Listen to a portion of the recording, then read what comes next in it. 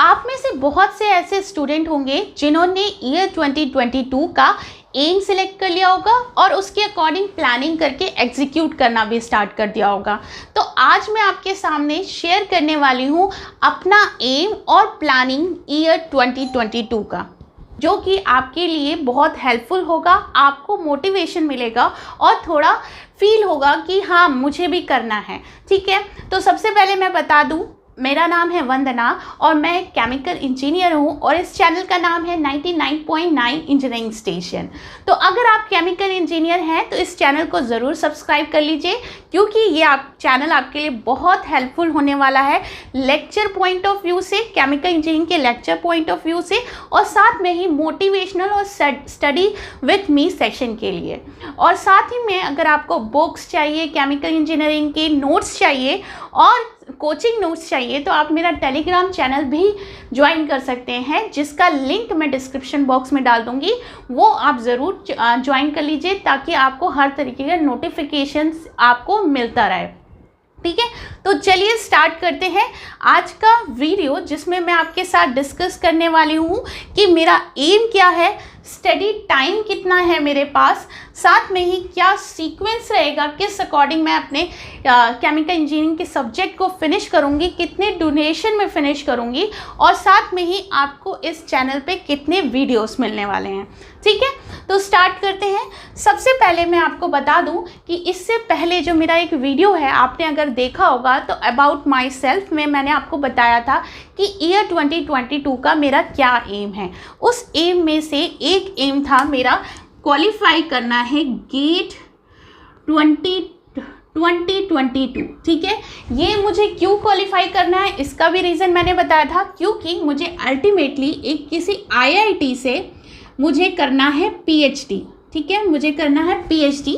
That's why मुझे चाहिए था कि मुझे कोई एक अच्छा गेट स्कोर हो। ठीक है, मेरे पास एक अच्छा गेट स्कोर हो ताकि मुझे कोई रिनॉल्ड जो हमारे पास जो IITs हैं वहाँ से मैं PhD कर सकूँ, क्योंकि वो PhD के लिए हमारे पास गेट स्कोर भी होना अवेलेबल है। ऐसा कोई कंपलसरी नहीं है, लेकिन हाँ आपको एक प्रेफरेंस मिल जाती है।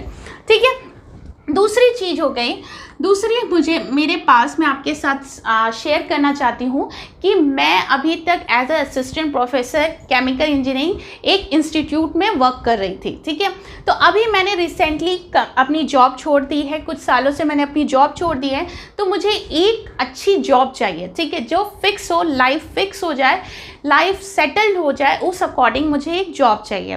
तो एक आपने नाम सुना होगा, लेक्चरार का पोस्ट निकली थी यूपीपीएससी में हमारे पास जॉब निकली थी, डिप्लोमा लेक्चरार की पोस्ट निकली थी। ये 2-3 बार निकलती रहती है। तो 2014 में एक पोस्ट निकली थी और 2016 में निकली और साथ में ही अभी निकली थी 2018 में। ठीक है, तो अभी रिसेंटली लास्ट मंथ जो 2014 का जो इंटरव्यू सेशन था, डायरेक्ट इंटरव्यू था उसमें, तो इंटरव्यू जो था वो कंडक्ट हो चुका है, उसका रिजल्ट आ चुका है, प्लेसमेंट भी हो चुके हैं 2014 वाला। लेकिन मैंने ये फॉर्म नहीं भरा था। ठीक है, मैंने 2016 भी नहीं भरा था, शायद मुझे पता नहीं चल पाया था कि मैंने क्यों नहीं भरा था, मुझे याद नहीं, लेकिन मैंने 2018 वाला फिल किया था, फॉर्म भरा था। उसका मेरे पास सारा सेंड किया हुआ डिटेल है कि मैंने ये 2018 वाला फॉर्म भरा था। तो वो है डिप्लोमा लेक्चरर का। तो मेरा दूसरा जो एम है वो भी गेट 2022 से लिंक्ड है कि मुझे ये यूपीपीएससी वाली डिप्लोमा लेक्चरर वाली जॉब चाहिए। ठीक है, या फिर दूसरी चीज़, एक और चीज़ कर सकते हैं हम, असिस्टेंट प्रोफेसर के लिए बहुत से जॉब निकलती रहती है। ठीक है, लेकिन उसमें कंपलसरी क्या होता है, पीएचडी इंक्लूड करता है। आपको पता है मेरा सिर्फ एमटेक है, इसलिए मुझे पीएचडी करना है, तो वो भी किससे इंक्लूड हो गया, मेरा गेट से।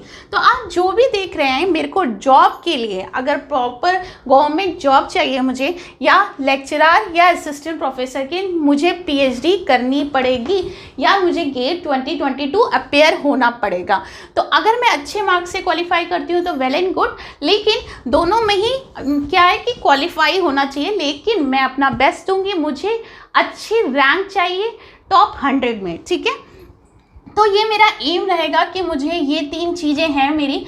तो मेरे पास तो अभी तो ये नहीं है, मेरे पास असिस्टेंट और पीएचडी नहीं है, तो मैं ये फॉर्म नहीं भर सकती हूँ, लेकिन मैं लेक्चरार के लिए एलिजिबल हूँ। जो इन फ्यूचर अगर आएगा लेक्चरार की जॉब, तो मैं यूपी से या महाराष्ट्र से या राजस्थान से, मैं ये 2-3 स्टेट से इस डिप्लोमा लेक्चरार के लिए फॉर्म भर सकती हूँ, ठीक है। तो उसके लिए भी मुझे क्या चाहिए कि अगर मुझे यूपीपीएससी का आप इंटरव्यू जानते हैं काफ़ी टफ होता है, तो उसके लिए भी आपको सिलेबस का थॉरली नॉलेज होना चाहिए। तो ये सारी चीज़ें कैसे मिलेंगी मुझे? गेट मुझे 2022 अपीयर होना पड़ेगा। तो मेरा जो एम हुआ ये हुआ कि ये पिछले 2-3-10 महीने में या 7-8 महीने में मुझे गेट की प्रिपरेशन करनी है। उससे क्या होगा, मेरा सब्जेक्ट भी प्रिपेयर हो जाएगा और साथ में मेरे इंटरव्यू के लिए भी प्रिपरेशन हो जाएगी, क्योंकि 2014 का अभी लास्ट फरवरी या मार्च में हमारा इंटरव्यू हुआ है। तो मे बी 2016 का 3-4 महीने में हो जाए अगर ये प्रोसेस कंटिन्यू रहा। और 2018 का भी मेरे को ऐसा सुनने में आया है कि साल भर में इसका भी इंटरव्यू हो जाएगा। तो इसकी प्रिपरेशन मुझे अभी से करनी है, क्योंकि ये मेरे पास एक अपॉर्चुनिटी आई है, वो मुझे छोड़ना नहीं है, इसको मुझे क्वालिफाई करना है। इसलिए अभी तक डेट नहीं आई है, फिर भी मैं प्रिपरेशन स्टार्ट कर रही हूँ, ठीक है। तो ये चीज़ होगी मेरा एम से रिलेटेड। अब मैं आपसे डिस्कस करने वाली हूँ कि मेरे पास एज अ हाउसवाइफ और एक सन भी है मेरा, मदर ऑफ 1 सन, ठीक है। तो किस अकॉर्डिंग मेरे पास टाइम बचता है, तो मैं आपके साथ डिस्कस करूं। मैं टोटल आपका अपना रूटीन नहीं शेयर करूंगी, सिर्फ मेरे पास जो स्लॉट हैं जिसको मैं as a study time allot कर सकती हूँ, वो क्या होगा। मॉर्निंग में जो फर्स्ट टाइम होगा, मॉर्निंग में 11 AM to 1 PM, या इस टाइम पे मेरा बेटा स्कूल जाता है, तो इस टाइम पे मेरे पास टाइम रहता है। लेकिन इस टाइम पे मैं क्या करती हूँ, मैं पढ़ती हूँ अपना वर्ड पावर, जो मैंने अपनी सीरीज़ स्टार्ट की थी, वर्ड पावर को मैं एक ½ एन आवर देती हूँ, और प्लस मैं इसमें करूँगी रिवीजन, ठीक है। इस टाइम पे जो मैं करूँगी वो रिवीजन करूँगी, तो ये टाइम तो इसमें बुक हो जाएगा, ठीक। सेकेंड जो टाइम स्लॉट मेरे पास बचता है, वो सेकेंड टाइम स्लॉट हो जाता है मेरे पास 2:30 PM टू 5:30 PM। इस स्लॉट में मेरे पास ये पूरे 3 आवर्स हो जाते हैं। तो इसमें मैं स्टडी कर सकती हूँ, मैं कोई ना कोई सब्जेक्ट, यहाँ पे मेरे पास प्रॉपर स्टडी टाइम मिल जाता है मुझे 3 आवर्स का, ठीक है। यहाँ पे मैं 3 आवर्स अपनी स्टडी को दे सकती हूँ। साथ में एक तीसरा टाइम स्लॉट जो होगा वो होगा मेरा 10 PM टू 12 o'clock, ठीक है, 12 o'clock, ठीक है। ये भी मेरा स्टडी टाइम हो जाएगा, और ये भी मेरा कितना टाइम हो गया, और ये हो जाएगा 2 आवर्स का। तो टोटल मेरे पास जो स्टडी टाइम है वो 5 आवर्स है, और जो 5 आवर्स है, ठीक है। स्टडी टाइम ये मेरे पास हो गया, स्टडी टाइम क्या हो गया, स्टडी टाइम मेरे पास 5 आवर्स हो गया, और रिवीजन और वीडियोस बनाने के लिए मेरे पास 2 आवर्स हो गए फॉर वीडियोस, और क्या हम क्या करने वाले हैं, रिवीजन, ठीक है। इसके लिए मेरे पास 2 आवर्स हो गए, ठीक है। तो ये टोटल मेरे पास 7 आवर्स रहते हैं, जिसमें मैं 5 घंटे में सेल्फ स्टडी कर सकती हूँ। 2 आवर्स में मैं एक वर्ड पावर इंग्लिश में अपना इम्प्रूवमेंट के लिए वो पढ़ूंगी, और साथ में ही रिवीजन करूँगी, ठीक है। तो ये मेरा टाइम स्लॉट होगा, इस टाइम स्लॉट पे मैं काम कर सकती हूँ। अब हम बात करते हैं सीक्वेंस कैसे रखूँगी मैं। सीक्वेंस आप यहाँ पे देख सकते हैं कि मैंने ये 10 सब्जेक्ट यहाँ लिख दिए हैं, और साथ में मैथ्स और एप्टीट्यूड भी लिखा हुआ है। तो ये 10 सब्जेक्ट को मैंने दिन अभी अप्रॉक्सीमेट दिन सेट कर रखे हैं। जैसे मैं पहले एक सीक्वेंस है, देखिए पहले मैंने रखा है प्रोसेस कैलकुलेशन, फिर है CRE। तो प्रोसेस कैलकुलेशन जैसे एक ईजी सब्जेक्ट हो गया, देन CRE, फिर easy subject design and economy, फिर हो गया IPC, फिर थोड़ा इजी और छोटा सब्जेक्ट मैकेनिकल ऑपरेशन, फिर मैंने रखा mass transfer, then CT, then thermo, फिर heat transfer, fluid and last में मैथ्स और एप्टीट्यूड। तो आप ये देख रहे हैं कि सीक्वेंस में पहले मैंने एक थोड़ा इजी और शॉर्ट सब्जेक्ट लिया, फिर एक हार्ड सब्जेक्ट लिया, फिर इजी और शॉर्ट सब्जेक्ट लिया, फिर हार्ड सब्जेक्ट लिया। तो इस तरीके से मैंने इसका सीक्वेंस लगाया। मुझे इतने सब्जेक्ट पढ़ने हैं और वही मेरे लिए बेनिफिशियल होंगे मेरे ख्याल से, ठीक है। तो ये टाइम स्लॉट मैं इस अकॉर्डिंग डाल रही हूँ कि मुझे हर सब्जेक्ट में क्या क्या चीज़ें पढ़नी है।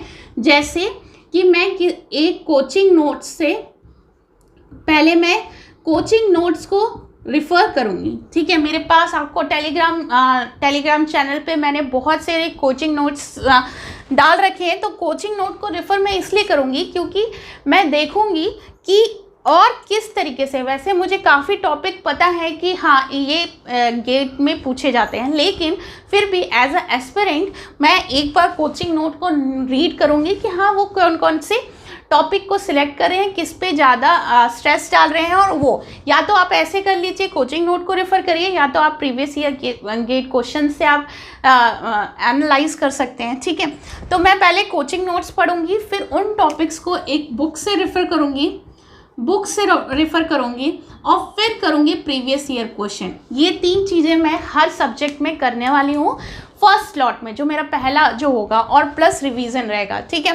तो जैसे मेरे पास प्रोसेस कैलकुलेशन का हो गया, मैंने एक कोचिंग नोट्स पढ़ी, बुक एक ले ली, फिर उसके बाद प्रीवियस ईयर क्वेश्चन ले लिया। और ये 3 चीज़ मैं करूँगी फॉर प्रोसेस कैलकुलेशन के लिए 15 डेज़ में, ठीक है। तो बहुत सारे स्टूडेंट बोलेंगे कि प्रोसेस कैलकुलेशन के लिए 15 डेज़ बहुत है, लेकिन आप यहाँ पे देखिए कि मेरे पास पूरे दिन पढ़ने के लिए नहीं है, सिर्फ 5 आवर्स है पढ़ने के लिए। और साथ में ही क्योंकि थोड़ा बहुत इधर उधर हो जाता है, जैसे 15 डेज़ में मेरा अगर 1 दिन 2 दिन मेरे को कोई काम पड़ गया, तो उस हिसाब से मैंने 15 डेज़ अप्रॉक्स रखा है, ठीक है। साथ में अगर मेरा हो गया है तो मैं 1 आवर्स जो है डेली मैथ्स को भी दूंगी, ठीक है। मैं मैथ्स लास्ट में लिखा है, लेकिन 1 आवर मैं डेली जो है मैथ्स को भी इंक्लूड करूंगी, ठीक है। तो ये हो गया हमारे प्रोसेस कैलकुलेशन के लिए। CRE के लिए मैं लूँगी कम से कम 20 डेज़, क्योंकि इसमें न्यूमेरिकल प्रैक्टिस बहुत ज़रूरी है।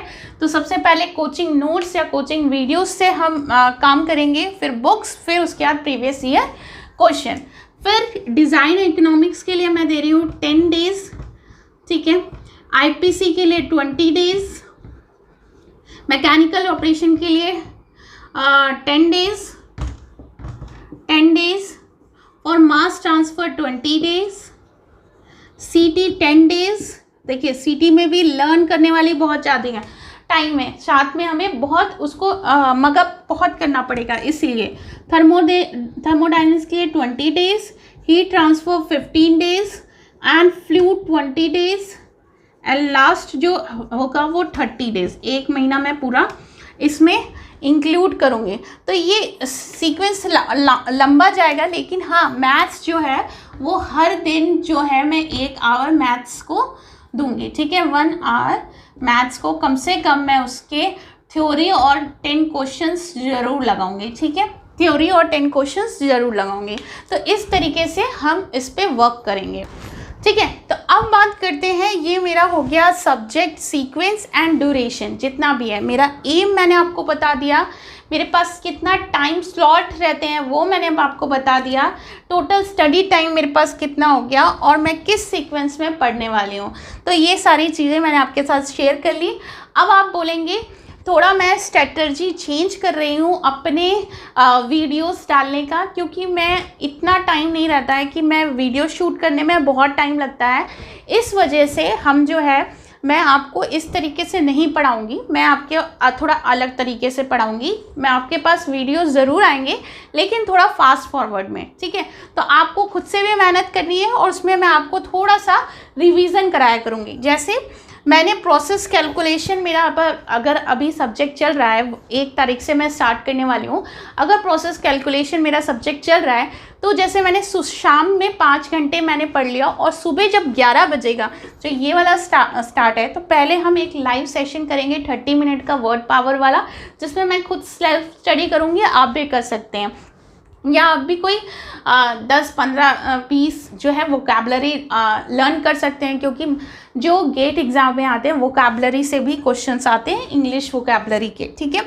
तो वो मैं पढ़ूंगी, और जो साथ में जो 1.5 घंटे बचेंगे वो उस टाइम पे मैं आपको पेन और कॉपी से ही क्या जो मैंने अपना डेली रिवाइज़ किया होगा वो मैं बताऊंगी, और झटपट मैं खुद रिवाइज़ करूंगी, और आप उस वीडियो को आप देखेंगे तो उसमें आपको भी हेल्प मिलेगी कि हाँ कितना टॉपिक पढ़ना है, और आपको ये भी लगेगा कि हाँ जैसे होता है ना सेल्फ स्टडी और ग्रुप स्टडी में करते हैं, तो उस टाइप से भी आपको फीलिंग आएगी कि हाँ कोई हमारे साथ पढ़ रहा है, अरे फलाना ने इतना पढ़ लिया, लगता है ना, फीलिंग आती है ना, अरे एक्स पर्सन ने इतना पढ़ लिया, मैंने तो आज पढ़ा ही नहीं, मैम ने इतना पढ़ लिया, आज मैंने पढ़ा ही नहीं। तो अगर आप 1 दिन 2 दिन डिले करेंगे, लेकिन आप रोज़ रोज़ पढ़ेंगे, ठीक है। तो ये मैं वीडियो रिवीजन वाला जो है वो मंडे टू फ्राइडे डाला करूँगी, 2 दिन मैं नहीं डालूँगी। 2 दिन में सैटरडे और संडे में, मैं संडे में थोड़ा अपना रेस्ट डे रखूँगी, इसलिए मैं वहाँ पे रिवीजन का नहीं डालूँगी। तो सैटरडे जो मैं पढ़ूँगी वो मंडे को आपके साथ शेयर करूँगी। तो ये वीडियो आपके पास कौन कौन सी आएगी,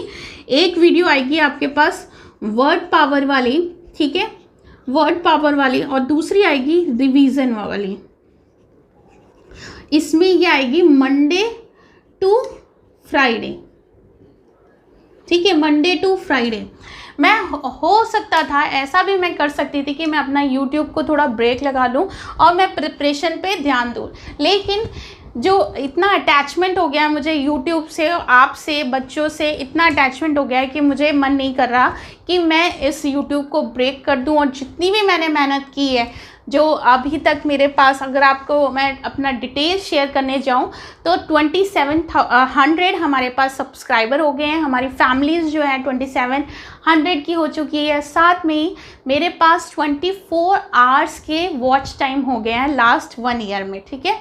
तो इसको 4000 कर लूँगी तो मेरा चैनल भी मोनेटाइज हो जाएगा। तो इसमें एक मेरा थोड़ा ये भी मोटो है कि YouTube मैं इसलिए नहीं छोड़ना चाहती कि मैं इस जो इतने टाइम मैंने मेहनत की वो भी फिर बिल्कुल ज़ीरो हो जाएगी, तो उसको छोड़ना नहीं है। और साथ में नई चीज़ों को कंसिडर करते करते थोड़ा बहुत मैंने अपने चैनल में थोड़ा चेंज लेके आ रही हूँ, ठीक है। तो अगर आपको ये वीडियो पसंद आ रहा हो, मेरा ये जो स्ट्रैटेजी है समझ में आ रही होगी, और आप मेरे साथ अपने स्टडी को कंटिन्यू करने जा रहे हैं। हम अप्रैल पढ़ेंगे, मार्च, अप्रैल, मई, जून, जुलाई, अगस्त, सितंबर, अक्टूबर, नवंबर, हमारे पास टाइम है, अभी बहुत टाइम है गेट का। हम ज़रूर डेफिनेटली बहुत अच्छा करने वाले हैं। तो आप ज़रूर से ही अपना ये जो आज 30 हो गई है, तो 2 दिन में आप अपनी प्लानिंग कर लीजिए, अपना एम सिलेक्ट कर लीजिए किस तरीके से करना है, और मेरे साथ एकदम डट के खुद भी मोटिवेट हुई है और मुझे भी मोटिवेट कीजिए। अगर मैं वीडियो ना डालूं तो आप मुझे टोकिए कि मैम आज आपने रिवीजन नहीं किया क्या, आपने आज पढ़ा नहीं किया, तो ज़रूर आप मुझे टोकिए, क्योंकि मैं करना चाहती हूँ लेकिन कई चीज़ों में उलझ के सब कुछ बिखर जाता है। इसलिए अपनी लाइफ को सेटल करने के लिए ये एक मेरा एक स्टेप है जिसमें मैं आपकी हेल्प कर सकती हूँ और आप मेरी हेल्प कर सकते हैं। अगर आप मेरे साथ हो तो वीडियो को पूरा देखो और लाइक करो और चैनल को सब्सक्राइब करो। तब तक के लिए फिर हम मिलते हैं 1 तारीख को और डिस्कस करेंगे। सबसे पहले वर्ड पावर हम पढ़ेंगे 1 तारीख से, और उसके बाद हम पढ़ेंगे, अपना रिवीजन करेंगे कि ये 2 दिन में हमने प्रोसेस कैलकुलेशन स्टार्ट कर देनी है और उसमें मैंने क्या रिवाइज़ किया और क्या पढ़ा, ठीक है। तो sorry, till then thank you and have a nice day. Channel को सब्सक्राइब कर दीजिए, लाइक कर दीजिए।